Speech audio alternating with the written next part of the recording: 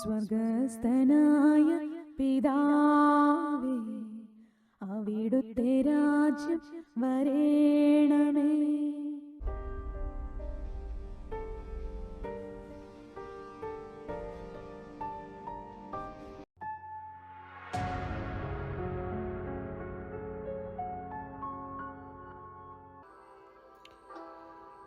ഈശോ മിശിഹായുടെ അതിദാരുണമായ പീഡാസഹനങ്ങളെക്കുറിച്ച് നമ്മുടെ രക്ഷ, നമ്മുടെ പ്രത്യാശ, നമ്മുടെ സർവസ്വവും അതിലാണ്. യേശു നമുക്ക് പകരമായി ബലിയായി തീർന്നു. നമ്മളുടെയും നമ്മുടെ കുടുംബങ്ങളുടെയും പിതാക്കന്മാരുടെയും തലമുറകളുടെയൊക്കെ പാപത്തിൻ്റെതായിട്ടുള്ള ആ മേഖലകൾ യേശു തൻ്റെ മേൽ ഏറ്റെടുത്തു. അപ്പോൾ ഇന്ന് പൗലോസ്ലീഹ നമ്മളോട് ഓർപ്പിക്കുന്നത്, ഇന്ന് ടെക്സാസ് സ്റ്റേറ്റിന് വേണ്ടി ഹ്യൂസ്റ്റണിൽ നിന്നും പുഷ്പ ബൈജു നന്ദി പറഞ്ഞ കുടുംബത്തെ ഓർത്ത്, ഈശോയ്ക്ക് വേണ്ടി ഇന്ന് നമ്മൾ ഈ കൂട്ടായ്മ ഒരുമിച്ച് കൂടിയിരിക്കുമ്പോൾ, അവൻ സഭയുടെ ഭാഗമായി നമ്മൾ ഒരുമിച്ച് കൂടിയിരിക്കുമ്പോൾ അവൻ്റെ ആത്മാവാണ് ഇന്ന് നമ്മളിൽ, അല്ലെങ്കിൽ നമുക്ക് ഒരുമിച്ച് കൂടാനുള്ളൊരു പ്രേരണ നൽകിയത്. നമ്മൾ പോലും അറിയാതെ നമ്മുടെ ഉള്ളിലുള്ള അവൻ്റെ ആ സ്നേഹം മറ്റുള്ള മനുഷ്യരോടും നമ്മോടുള്ള സ്നേഹത്താലാണ്. തിരുസഭയിൽ നമ്മളെ ആക്കി നമ്മളെ ഇന്ന് ഒരുമിച്ച് കൂടിയിരിക്കുന്നത് അവൻ്റെ യോഗ്യതയിൽ, അവൻ്റെ നാമത്തിലാണ്.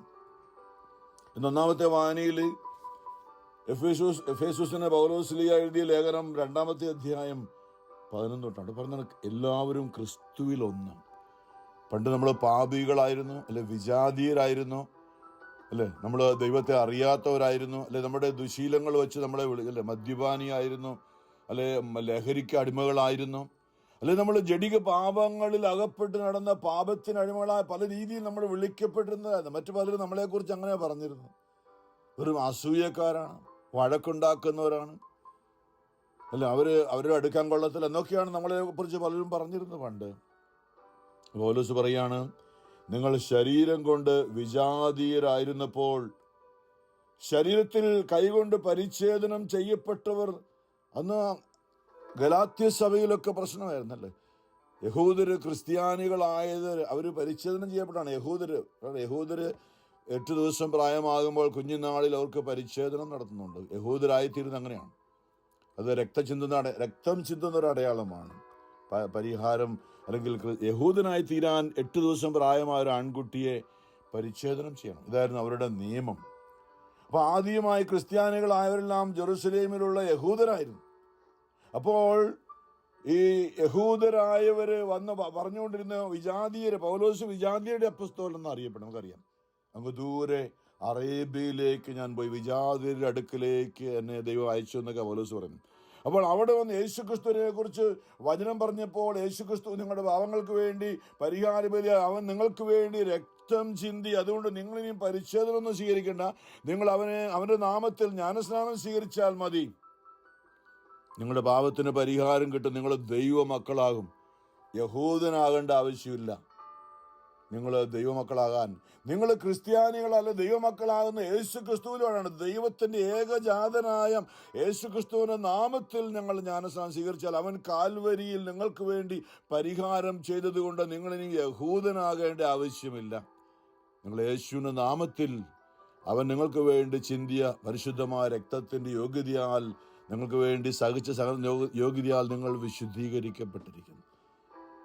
ഇങ്ങനെ യഹൂദര് വന്ന് അവരുടെ ഇടയിൽ വന്ന് പ്രശ്നം ഉണ്ടാക്കിയില്ല. നിങ്ങൾ യഥാർത്ഥ ക്രിസ്ത്യാനികളാണെങ്കിൽ നിങ്ങളും പരിച്ഛേദനം സ്വീകരിക്കണം എന്നൊക്കെ പറഞ്ഞു. പൗലോസ്ലീഹ ഗലാത്യർക്ക് എഴുതിയ ലേഖനം മുഴുവൻ അതിൻ്റെ ആ ഒരു പ്രശ്നം ഉണ്ടായപ്പോൾ അതിൽ നിന്നും എഴുതിയാണ്. ഇവിടെ നമ്മൾ അതുകൊണ്ടാണ് പൗലോസ് ഓർപ്പിക്കുന്നുണ്ട്, അന്ന് അല്ലെങ്കിൽ ശരീരം കൊണ്ട് പരിച്ഛേദനം ചെയ്യപ്പെട്ടവർ യഹൂദർ നിങ്ങളെ അപരിച്ഛേദർ എന്ന് വിളിച്ചിരുന്ന് ഓർക്കുക. അല്ലേ ഞാൻ പറഞ്ഞ പോലെ മുമ്പേ മറ്റേ പല രീതിയിലാണ് നമ്മൾ സഭയിലായിരുന്നു, പക്ഷേ അല്ലെങ്കിൽ സഭയ്ക്ക് പുറത്തായിരുന്നു, നമ്മൾ യേശുവിനെ അറിയുന്ന മറ്റു പല രീതിയിലാണ് നമ്മളെ ദൈവം മറ്റുള്ളവരെ അനേകരെ വിളിച്ചിരുന്നത് എന്ന് പറയാം. അന്ന് നിങ്ങൾ ക്രിസ്തുവിനെ അറിയാത്തവരും ഇസ്രായേൽ സമൂഹത്തിൽ നിന്ന് അകറ്റപ്പെട്ടവരും, അന്ന് അവരുടെ ആ യഹൂദ പശ്ചാത്തലം വെച്ചാണ് പൗലോസ് പറയുന്നത്. കാരണം പൗലോസ് യഹൂദനാണല്ലോ. ഇസ്രായേൽ സമൂഹത്തിൽ നിന്ന് അകറ്റപ്പെട്ടവരും ഉടമ്പടിയുടെ വാഗ്ദാനത്തിന് അപരിചിതരും പ്രത്യാശയില്ലാത്തവരും നമ്മൾ പണ്ട് അങ്ങനെയായിരുന്നല്ലോ. യേശുവിനെ അറിഞ്ഞ് മാമോദിസ സ്വീകരിച്ചെങ്കിൽ പോലും നമുക്ക് അവനെ അറിയാത്തത് കൊണ്ട് അവനുമായി യാതൊരു ബന്ധവുമില്ലായിരുന്നു. നമുക്ക് അവനുമായ ഒരു ആത്മീയ ബന്ധം, ഒരു കൂട്ടുകെട്ട് നമുക്കില്ലായിരുന്നു. പണ്ട് പള്ളിയിൽ പോയിക്കൊണ്ടിരുന്നത് നമ്മളിങ്ങനെ പേടിച്ചാണ്. പള്ളിയിൽ പോയില്ലെങ്കിൽ നരകത്തിൽ പോകും. ആ ഒരു ചിന്ത കൊണ്ടാണ് പള്ളിയിൽ പോയിക്കൊണ്ടിരുന്നത്. ഞാൻ എൻ്റെ കാര്യം പറഞ്ഞു കേട്ടോ, നിങ്ങളുടെ കാര്യം എനിക്കറിയില്ല. പള്ളിയിൽ പോയിരുന്നത് അങ്ങനെയാണ്. ഞായറാഴ്ച പള്ളിയിൽ പോയില്ലെങ്കിൽ അത് കുഴപ്പമാണ്. ആണ്ടിലൊരിക്കൽ കുമ്പസാരിച്ചില്ലെങ്കിൽ അത് കുഴപ്പമാണ്. നമ്മുടെ അമേരിക്കയിൽ വന്ന് 5 വർഷം കുമ്പസാരിക്കാവുന്ന വ്യക്തിയാണ്. കുമ്പസാരിക്കാൻ വലിയ താല്പര്യമൊന്നുമില്ലായിരുന്നു. പിന്നെ ഈ സഭ പറയുന്നത് വെച്ച് പോയി കുമ്പസാരിച്ചിരുന്നു. പക്ഷേ അമേരിക്കയിൽ വന്നപ്പോൾ അവിടെ നമുക്ക് മലയാള അച്ഛന്മാരൊന്നും അന്ന് സഭയൊന്നും ആയില്ല. അന്ന് നമുക്ക് ഇവിടുത്തെ ഉള്ള പോലെ നമുക്കിന്ന് സുരമലബാറോ ജ്ഞാനായോ അല്ലെങ്കിൽ നമുക്ക് ലത്തീൻ സഭ അമേരിക്കയിൽ ഇംഗ്ലീഷിലുണ്ട്, മലയാളത്തിലൊന്നും ഒന്നും ആയിട്ടില്ല. അപ്പം നമുക്ക് ഇന്ന് മലയാളത്തിൽ കുമ്പസാരിക്കാനേ അറിയുള്ളൂ. ഇംഗ്ലീഷൊന്നും കുമ്പസാരിക്കാൻ നമ്മളൊന്ന് പഠിച്ചല്ലോ വന്നപ്പോഴൊന്നും. നമ്മൾ ഇംഗ്ലീഷ് കുമ്പസാരിക്കാൻ പോയി എന്തിനാ വല്ല കുഴപ്പമുണ്ടാക്കുന്നത്? അതുകൊണ്ട് മിണ്ടാതിരിക്കില്ല, നല്ലത്, കുഴപ്പമൊന്നുമില്ല. ഇപ്പം ആരെയൊന്നും കൊന്നിട്ടൊന്നുമില്ലല്ലോ. അങ്ങനെ ഇതിന് 5 വർഷം കുമ്പസാരിക്കാതെ നടന്ന വ്യക്തിയാണ് ഞാൻ. കുഴപ്പമൊന്നുമില്ല എന്ന് കരുതി അതിലേക്ക് പോകുന്നില്ല. എൻ്റെ സാക്ഷി ഞങ്ങൾക്ക് അറിയാൻ പലർക്കും. യേശു ക്രിസ്തുവിൻ്റെ സ്നേഹത്തിലേക്ക് വന്നത് ഏറ്റുപറച്ചിലൂടെയാണ്, കുമ്പസാരമെന്ന കുദാശയിലൂടെയാണ്. അപ്പം നമ്മൾ സഭയിലൂടെയാണ് യേശുവുമായിട്ട് ഒന്നായിത്തീരുന്നത്. നമ്മൾ മനസ്സിലാക്കണം. ഇന്ന് ലോകത്തിൽ പലരും ക്രിസ്തുവിന്റെ സ്നേഹിതരായിട്ട് അറിയപ്പെടുന്നു. പക്ഷേ അവൻ്റെതായി നമ്മൾ പൂർണ്ണമായും ആയിത്തീരുന്നത് നമ്മളെല്ലാത്തിൽ നിന്നും ലോകത്തിൻ്റെ പ്രൗഢിയും സമ്പത്തും ആഡംബരങ്ങളും ലോകമോഹങ്ങളും ഒക്കെ നമ്മൾ വിടുതൽ പ്രാപിക്കുക നമ്മൾ പൂർണ്ണമായും ക്രിസ്തുവിൻ്റെതായി തീരുമ്പോഴാണ്. അതൊരു വ്യത്യാസമുണ്ട് എന്ന് പറഞ്ഞാൽ അവൻ്റെ വചനം അതേപടി പാലിക്കാൻ ഇനിമേൽ ഞാൻ പാപം ചെയ്യുകയില്ല എന്ന തീരുമാനം എടുത്തുകൊണ്ട് അവൻ്റെ വിശുദ്ധിയിൽ അവൻ്റെ ആത്മാവിനെ ഉള്ളിൽ സ്വീകരിച്ചുകൊണ്ട് മരണം വരെയും, അതല്ലേ കുമ്പസാരം നമ്മൾ പറയുന്നല്ലേ, മരണം വരെയും എന്നാണ് പറയുന്നത്. നീ പാപം ചെയ്യുന്നു. പക്ഷെ എത്ര പ്രാവശ്യം നമ്മൾ കള്ളം പറഞ്ഞു? ഒരു പ്രാവശ്യം കുമ്പസാരിക്കുമ്പോൾ മനസ്താപപ്രകാരത്തിൽ പറയുന്നുണ്ട്, ഇനിമേൽ പാപം ചെയ്തതിനേക്കാൾ മരിക്കാനും ഞാൻ സന്നദ്ധയായിരിക്കുന്നൊക്കെ നമ്മൾ പറഞ്ഞത്. അതൊന്നും ചുമ്മാ അതൊന്നും ആത്മാർത്ഥ പറഞ്ഞതല്ല, അതിങ്ങനെ എഴുതി വെച്ചിരിക്കുന്നതുകൊണ്ട് വായിച്ചങ്ങ് പോയെന്നേ ഉള്ളൂ. അതായത് യഥാർത്ഥമായി നമ്മൾ ഇനിമേൽ ഞാൻ പാപം ചെയ്യില്ല, പാപം ചെയ്യുന്നതിനേക്കാളും മരിക്കാനും തയ്യാറാകുന്നു എന്ന് പറയുമ്പോഴാണ് യഥാർത്ഥത്തിൽ ക്രിസ്തുവുമായുള്ള ഒരു ആത്മീയ ബന്ധത്തിലേക്ക് നമ്മൾ വരിക. മാനസാന്തരപ്പെടുക എന്ന് പറഞ്ഞതാണ്.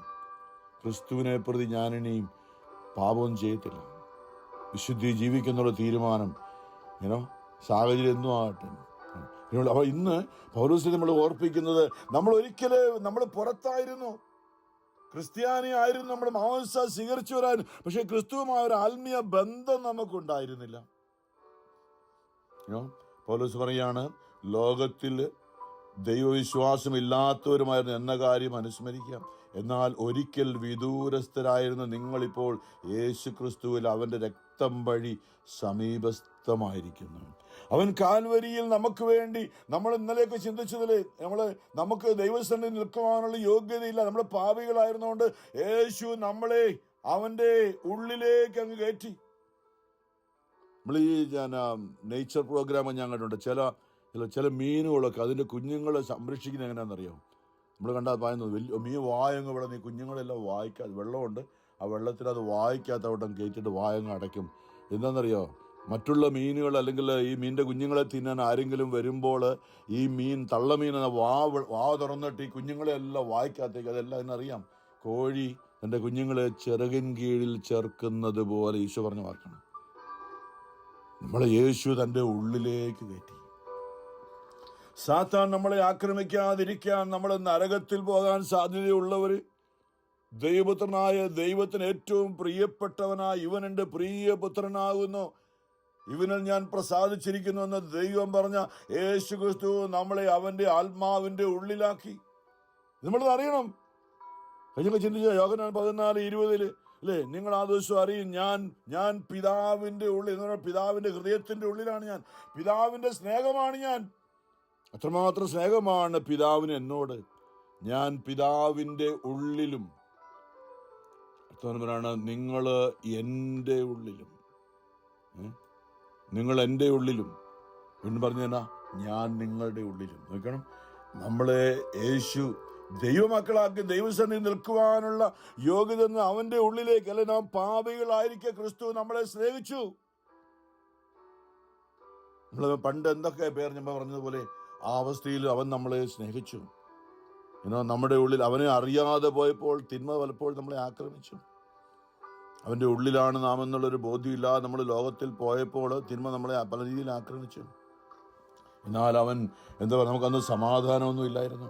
ഞാൻ 14 ഇന്ന് വായനയിൽ എഫേസൂസ് 2:14 ഇന്നത്തെ വായനയുടെ ഭാഗമായി പറയുന്നതാണ്, അവൻ നമ്മുടെ സമാധാനമാണ്. നമുക്ക് ലോകത്തിൽ ഒരു സമാധാനവും ഇല്ല. ഒരു സമാധാനവും ഇല്ല.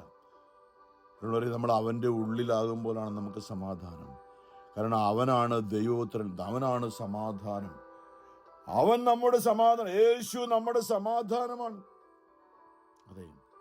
എന്നിട്ട് പറയുകയാണ്, ഇനിമേൽ നമ്മൾ ദൈവരാജ്യത്തിൻ്റെ നമ്മൾ പിന്നെ പറയുന്നില്ല അമേരിക്കയുടെ പുറത്ത്, അല്ലെങ്കിൽ അമേരിക്കയിലേക്ക് വരുമ്പോഴാണ് അമേരിക്ക, അല്ലെങ്കിൽ പുറത്താന്ന് പറയുന്നതല്ല. ഇപ്പോൾ നമ്മൾ ആരാ? നമ്മളിപ്പോൾ അമേരിക്കയേക്കാൾ നമ്മൾ ദൈവരാജ്യത്തിൻ്റെ പൗരന്മാരാണ്, ദൈവപിതാവിൻ്റെ ഭവനത്തിൻ്റെ മക്കളാണ്. അവർ നോക്കി എത്ര വലിയൊരു പദവിയിലേക്കാണ് യേശു ക്രിസ്തു അവൻ്റെ ഉള്ളിൽ നമ്മളെ സ്വീകരിച്ചുകൊണ്ട്. ഇതാണ് പൗലോസ് പറഞ്ഞത് 19-ാമത്തെ വചനത്തിൽ, എഫേസ്യർ 2: ഇനിമേൽ നിങ്ങൾ അന്യരോ പരദേശികളോ അല്ല, വിശുദ്ധരുടെ സഹപൗരരും, വിശുദ്ധരുടെ സഹപൗരന്മാർ അല്ലേ. അമേരിക്കയിൽ വന്നപ്പോൾ മറ്റുള്ള എല്ലാ പൗരന്മാർക്കും, അമേരിക്കയിലുള്ള എല്ലാ പൗരന്മാർക്കും കിട്ടുന്ന അതേ ഇവിടെ ജനിച്ചവർക്ക് കിട്ടുന്ന, അല്ലെ ജന്മന അമേരിക്കൻ പൗരരായവർക്ക് കിട്ടുന്ന എല്ലാ ആനുകൂല്യങ്ങളും നമ്മൾ പുറമേ നിന്ന് വന്നവർ അമേരിക്കൻ പൗരരായപ്പോൾ നമുക്ക് എല്ലാ ആനുകൂല്യങ്ങളും അവർക്ക് കിട്ടുന്നത് പോലെ നമുക്കും കിട്ടുന്നുണ്ട്. ഇതുപോലെയാണ് നമ്മൾ വിശുദ്ധരുടെ നമ്മൾ യേശുവിലായി കഴിഞ്ഞപ്പോൾ നമ്മളിന്ന് വിശുദ്ധരെ ഓരോ ദിവസം ഓർക്കുന്നില്ലേ? വിശുദ്ധ തോമാശ്ലീഹ ആരൊക്കെ ഓർത്തു? നമ്മൾ അവരുടെ കൂടെ നമ്മളെ നിർത്തി, അവരുടെ കൂടെ. ഇതാണ് സഹപൗരർ, ഒരുപോലെയാണ് വിശുദ്ധരുടെ. മനസ്സിലാക്കണത്, നമ്മൾ വിശുദ്ധരെ പോലെ വിശുദ്ധരാക്കി നമ്മളെ മാറ്റി ദൈവഭവനത്തിലെ അംഗങ്ങളുമാണ്. സ്വർഗത്തിലെ പിതാവും പുത്രനും പരിശുദ്ധാത്മാവുമായ ത്രിത്വൈക ദൈവഭവനത്തിന്റെ അംഗങ്ങളാണ്. യേശു ക്രിസ്തുവിന്റെ ഉള്ളിലാണ് നമ്മൾ. അവന്റെ ആത്മാവ് നമ്മളെ നിറഞ്ഞുകൊണ്ട് ത്രിത്വം നമ്മുടെ ഉള്ളിലാണ്, ത്രിത്വത്തിന്റെ ഉള്ളിലാണ് നമ്മളിപ്പോൾ. അത് യേശു ക്രിസ്തുവിലൂടെയാണ് നമുക്കിത് ലഭിച്ചത്. നമ്മളത് അറിയണം, നമ്മളത് ധ്യാനിക്കണം. എന്തിനാണ്? എന്നിട്ട് വിശുദ്ധരുടെ സഹപൗരരും ദൈവഭവനത്തിലെ അംഗങ്ങളുമാണ്. വീണ്ടും പറയാണ് അപ്പസ്തോലന്മാരും. അതായത് ഈ സഭയിൽ നമ്മൾ അംഗമായത് ചുമ്മാ ഇങ്ങനെ ആരെങ്കിലും വഴിയിൽ നിന്ന് പറഞ്ഞ് കേട്ടോണ്ടല്ല. നമ്മൾ പത്രോസിന്റെ പത്രോസ് അപ്പസ്തോലന്മാരെന്ന് പറഞ്ഞ വലിയൊരു മേഖലയുണ്ട് പ്രിയമുള്ളവരെ. ക്രിസ്ത്യാനികളാകാം, പക്ഷേ നമുക്ക് യഥാർത്ഥമായി ദൈവിക സംരക്ഷണവും ദൈവത്തിന്റെ വാഗ്ദാനവും ഒരു ഉടമ്പടിയാണ് ദൈവം. അതായത് ആർക്കെന്നറിയാതെ അബ്രാഹത്തോട് പണ്ട് ചെയ്തതാണ്, ദാവീദിനോട് ചെയ്തതാണ്, സോളമനോട് ചെയ്തതാണ്. അത് പത്രോസിലൂടെ കർത്താവ് പറഞ്ഞു, അല്ലേ? ഞാൻ ആരെന്നാണ് മത്തായി 16 ഞാൻ ആരെന്നാണ് നിങ്ങൾ പറയുന്നതെന്ന് ചോദിച്ചപ്പോൾ ബാക്കി 12 പേരിൽ ആരും അതും ഇതൊക്കെ പറഞ്ഞെങ്കിലും പത്രോസ് പറഞ്ഞാ, നീ ജീവനുള്ള ദൈവത്തിന്റെ പുത്രനായ ക്രിസ്തുവാണ്. യേശു പറഞ്ഞു, പിതാവായ ദൈവത്തിന്റെ സ്വർഗത്തിലെ പിതാവാണ് നിനക്കത് വെളിപ്പെടുത്തി തന്നത്. ഞാൻ നിന്റെ മേൽ, നീ പാറയാണ്, ഈ പാറമേൽ എൻ്റെ സഭ ഞാൻ സ്ഥാപിക്കും. നമ്മൾ മനസ്സിലാക്കേണ്ട വലിയ കാര്യമാണിത്. അതായത് അപ്പസ്തോലന്റെ തലവനായ പത്രോസിനെ ദൈവം നിയോഗിച്ചിട്ട് ആ പത്രോസാകുന്ന അടിസ്ഥാനത്തിൽ നമ്മൾ സ്ഥാപിതമായ സഭയാണ് എന്ന് പറയുമ്പോൾ അപ്പസ്തോലിക പാരമ്പര്യം എന്ന് പറയും. അത് ചുമ്മാ ഇങ്ങനെ ഒരു മാർപ്പാപ്പ ആയിരിക്കുന്നല്ല, അത് പത്രോസിന് കൊടുത്ത അധികാരമാണ്. നമ്മളത് അറിയണം. അപ്പൊ നമ്മളിന്ന് ഏത് സഭയിലാണ് ചിന്തിക്കുമ്പോൾ നമ്മൾ ഈ അപ്പസ്തോലിക സഭയിലാണോ? പല കാരണങ്ങളാൽ അവിടെ പക്ഷെ അതിന് പുറത്തുപോയി കാണും, മനഃപൂർവ്വമല്ല. പക്ഷെ നമ്മൾ മനസ്സിലാക്കേണ്ട സത്യം ഇതാണ്, എല്ലാവരെയും ദൈവം സ്നേഹിക്കുന്നു. പക്ഷേ നമ്മൾ യഥാർത്ഥമായ യേശു ഭൂമിയിൽ ഒന്ന് സ്ഥാപിച്ചത് ഇത് നമ്മൾ വഴക്കുണ്ടാക്കാൻ വേണ്ടി പറയല്ല, സത്യം പറയാനുള്ള കാര്യം. യേശു പറഞ്ഞ എന്താ? ശിമയോനെ, മത്തായി 16:16 പറഞ്ഞൊരു വാക്കാണ്. യേശു അവനോട് അരുളിച്ചത്, യോനാട് പുത്രനായ ശിമയോനെ, നീ ഭാഗ്യവാൻ, നീ ഭാഗ്യവാൻ. മാംസരക്തങ്ങളുള്ള സ്വർഗസ്വനായ എൻ്റെ പിതാവാണ് നിനക്കത് വെളിപ്പെടുത്തി തന്നത്. ഞാൻ നിന്നോട് പറയുന്നു, നീ പത്രോസാണ്, അല്ലെങ്കിൽ പെട്രോസ്, പാറ. ഈ പാറമേൽ എൻ്റെ സഭ ഞാൻ സ്ഥാപിക്കും. നോക്കണേ എന്താ വാഗ്ദാനം. ഇനിയും സാത്താനോട് പോരാടി നിൽക്കണമെങ്കിൽ, നിത്യതയിലേക്കുള്ള വഴി തെറ്റാ നിൽക്കണമെങ്കിൽ എന്താ പറഞ്ഞത്? നരകത്തിന്റെ കവാടം എന്ന് പറഞ്ഞ ഗേറ്റാണ്, അല്ലെങ്കിൽ അധികാരമാണ്. എല്ലാ രാജ്യത്തിന്റെയും മുമ്പിൽ എൻട്രിയുടെ വലിയൊരു ഗേറ്റ് കാണും, അല്ലേ? വെൽക്കം ടു, അല്ലേ? ഈ ഡ്രൈവ് ചെയ്ത് വരും ഫ്ലോറിഡയിലേക്ക്, വെൽക്കം ടു ഫ്ലോറിഡ എന്ന് പറഞ്ഞ് വലിയ അതെല്ലാ സ്റ്റേറ്റുകളിലേക്കും കാണും. വെൽക്കം ടു സ്റ്റേറ്റ്, ഏതെങ്കിലും സ്റ്റേറ്റിന് പേരുണ്ടാക്കിയിട്ട്. നമ്മൾ കൂട്ടായ്മ ഞങ്ങൾ യാത്ര പ്രാർത്ഥനയ്ക്കൊക്കെ ആയിട്ട് ശുശ്രൂഷിക്കൊണ്ട് യാത്ര ചെയ്യുമ്പോൾ ഓരോ സ്റ്റേറ്റുകൾ എണ്ണി കടന്നു പോകുമ്പോൾ നന്ദി പറഞ്ഞുകൊണ്ട് ആ സ്റ്റേറ്റിനെ സമർപ്പിച്ചുകൊണ്ടും, ഓരോ സ്റ്റേറ്റിലേക്കും വാഹനം കയറുമ്പോൾ നന്ദി പറഞ്ഞ് ആ സ്റ്റേറ്റിനെ സമർപ്പിക്കും. കർത്താവേ, ഓരോ സ്റ്റേറ്റിലൂടെ എന്ന് പറഞ്ഞ പോലെ പത്രോസിനാണ് നീയാണ് സ്വർഗരാജ്യത്തിന്റെ ഗേറ്റ്, അല്ലെങ്കിൽ നരകത്തിന്റെ ഗേറ്റ്, നരകത്തിന്റെ ശക്തികൾ ഈ ഞാൻ നിന്നിൽ സ്ഥാപിക്കുന്ന പത്രോസ്, നീ പാറമേൽ സ്ഥാപിക്കുന്ന ആ ദൈവരാജ്യം, അല്ലെങ്കിൽ ഈ പാറമേൽ എൻ്റെ സഭ ഞാൻ സ്ഥാപിക്കും. നരക കവാടങ്ങൾ അതിനെതിരെ പ്രബലപ്പെടുകയില്ല. ഇവിടെ ഒരു കാര്യം മനസ്സിലാക്കേണ്ട ഇതാണ് പ്രിയമുള്ളവരെ, എല്ലാവരെയും ദൈവം സ്നേഹിക്കുന്നു, പക്ഷേ ദൈവിക ക്രിസ്തുവിൻ്റെ ഉള്ളിലേക്ക് നമ്മളെ ആക്കിയെന്ന് പറഞ്ഞ സംഭവമാണിത്. അതായത് അപ്പസ്തോലന്മാരുടെ ഇപ്പോൾ നമ്മളിപ്പോൾ ശ്രദ്ധിക്കുന്നല്ലേ, സഭ അപ്പസ്തോലിക എന്ന് പറഞ്ഞതാണ്. കാരണം പത്രോസിലൂടെ 12 പേരുണ്ടായിരുന്നു. അതിൽ പ്രത്യേകിച്ച് ഏറ്റുപറഞ്ഞ പത്രോസിനെയാണ്. ബാക്കി ആരുടെയും പറഞ്ഞില്ല. നിങ്ങൾ അന്നല്ല പറഞ്ഞത്, നീ എന്നാ പറഞ്ഞത്. ചിന്തിക്കണം. 12 അപ്പസ്തോലന്മാരുണ്ട്. അതിൽ 11 പേര് നോക്കി നിൽക്കുമ്പോഴാണ് പത്രോസിനെ നോക്കി പറഞ്ഞെന്താ, ഞാൻ നിന്നോട് പറയുന്നു, നീ ഈ പാറമേൽ എൻ്റെ സഭ, നരകവാടങ്ങൾ അതിൻ്റെ പുറപ്പെടുക, സ്വർഗരാജ്യത്തിന്റെ താക്കോലുകൾ നിനക്ക് ഞാൻ തരും. നിങ്ങൾക്കല്ല, നിനക്ക്. 12 അപ്പസ്തോലന്മാർ നിൽപ്പുണ്ട്. നിനക്ക് ഞാൻ തരും. നീ ഭൂമിയിൽ കെട്ടുന്നതെല്ലാം സ്വർഗത്തിലും കെട്ടപ്പെട്ടിരിക്കും, നീ ഭൂമിയിൽ അഴിക്കുന്നതെല്ലാം സ്വർഗത്തിലും അഴിക്കപ്പെട്ടിരിക്കും. ഇത് പത്രോസിന് കൊടുത്ത അധികം. 12 പേര് നിൽക്കണം. അവരോടാരും പറഞ്ഞില്ല. യോഹന്നാൻ യേശുവിനെ ഏറ്റവും സ്നേഹിച്ച ശിഷ്യനാണ്. ഞാനിത് പറയുന്നത് അപ്പസ്തോലികമായ, അല്ലെങ്കിൽ ഞാൻ പറയുന്ന ഫ്രാൻസിസ് മാർപ്പാപ്പ എന്ന് പറഞ്ഞ ഈ പത്രോസിന്റെ പിൻഗാമിയാണ്. നൂറ്റാണ്ടുകളിലൂടെ കടന്നു വന്നത്. അതിൽ പലരും യേശുവിനെ തള്ളിപ്പറഞ്ഞു പോയവരുണ്ട്. ഇന്നും സഭയിൽ നിന്നും വൈദികരും കന്യാസ്ത്രീകളും ഒക്കെ അനേകർ തള്ളിപ്പറഞ്ഞു പോകുന്നവരുണ്ട്. കാരണം എന്താ, ഈ 12 പേരിൽ ഒരുവനായ യൂദാസ്, കാരണം യേശുവിനെ അറിയാമായിരുന്നു അവൻ തന്നെ ഒറ്റിക്കൊടുക്കേണ്ടവനാണ്. അപ്പസ്തോലപ്രവർത്തനം 1 നമ്മൾ വായിക്കുന്നുണ്ട്.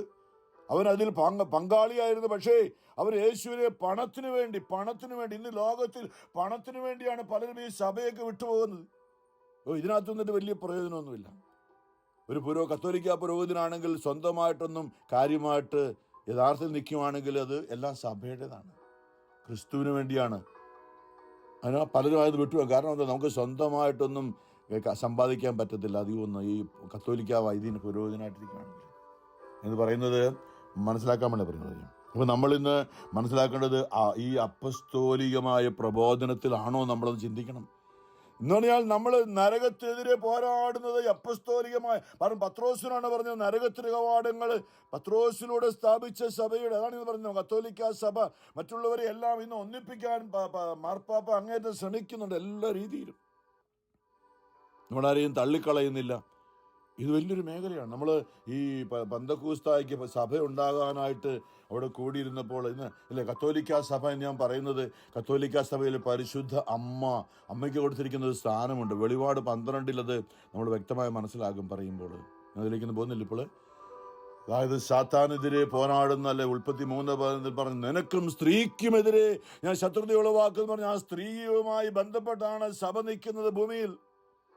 പരിശുദ്ധ അമ്മയില്ലാത്ത ഒരു സഭയിൽ സാത്താൻ തകർത്ത് അടിച്ചു കയറും.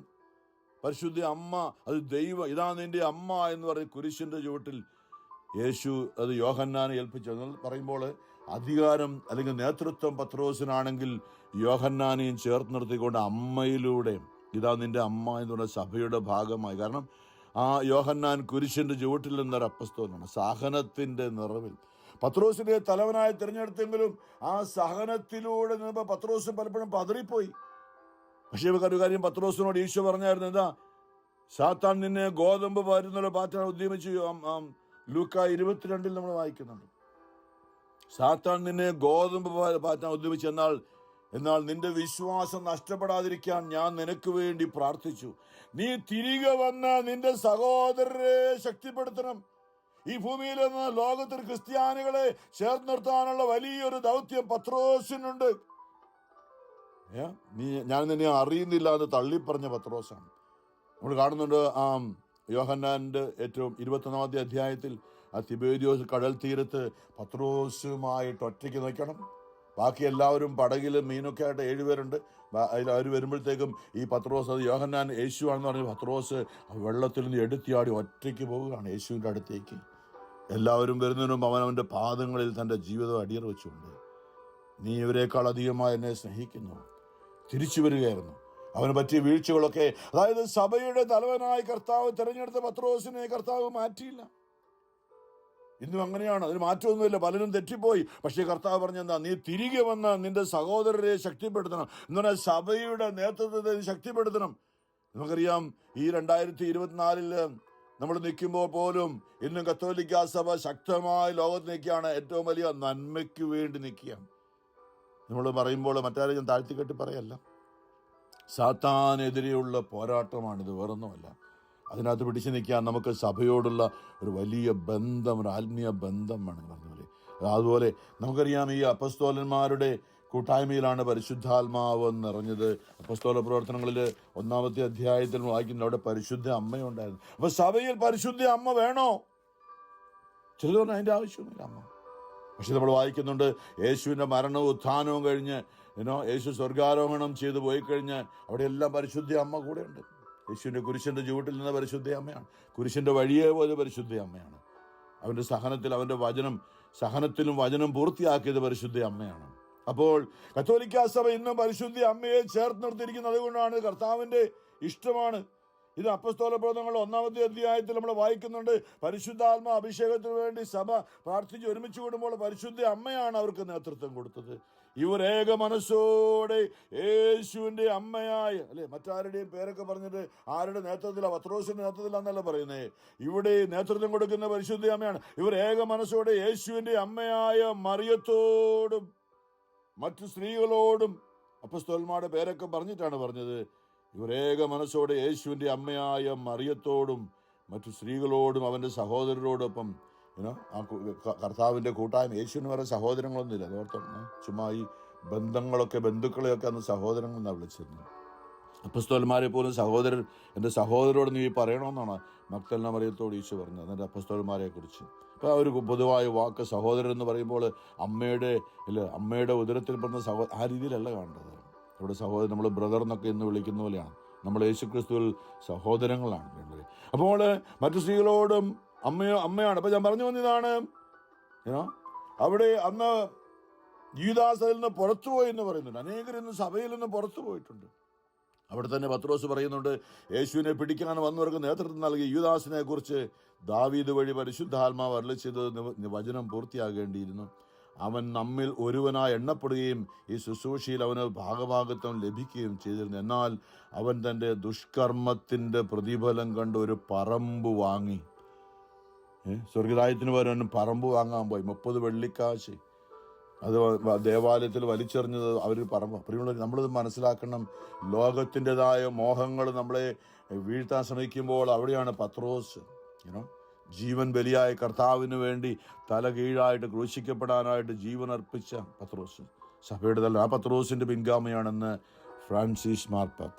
നമ്മളതുകൊണ്ട് ആ മേഖലയിൽ നമ്മൾ ചിന്തിക്കണം. സാത്താൻ എപ്പോഴും ഇങ്ങനെ, ഈശോ ലൂക്ക 20 പറഞ്ഞ പോലെ, ഇതാ സാത്താൻ നിന്നെ ഗോതമ്പ് മാറ്റുന്ന പോലെ, എന്ന് പറഞ്ഞാൽ ഈ ഗോതമ്പ് കച്ചിയിൽ നിന്നും ഗോതമ്പ് മാറ്റാൻ വേണ്ടി നിലത്തിട്ടങ്ങ് അടിക്കും. അപ്പം വിശ്വാസത്തെ എടുത്തു മാറ്റാൻ വേണ്ടി സാത്താൻ ആക്രമിക്കും എല്ലാ രീതിയിലും. അവിടെ നീ പിടിച്ചു നിൽക്കണം. യേശു പറഞ്ഞെന്താ, നിന്റെ വിശ്വാസം നഷ്ടപ്പെടാതിരിക്കാൻ ഞാൻ നിനക്ക് വേണ്ടി, ആരാ പറഞ്ഞു? പത്രോസിനോട് പറഞ്ഞ, മാർപ്പാപ്പയോട് പറഞ്ഞ. ഇന്നും അതുകൊണ്ടാണ് മാർപ്പാപ്പ വിശ്വാസം നിൽക്കുന്ന പറയുന്നത്. യേശുക്രിസ്തുവിൻ്റെ വാഗ്ദാനമാണ്. നരക കവാടങ്ങൾ അതിനെതിരെ പ്രബലപ്പെടുകയില്ല.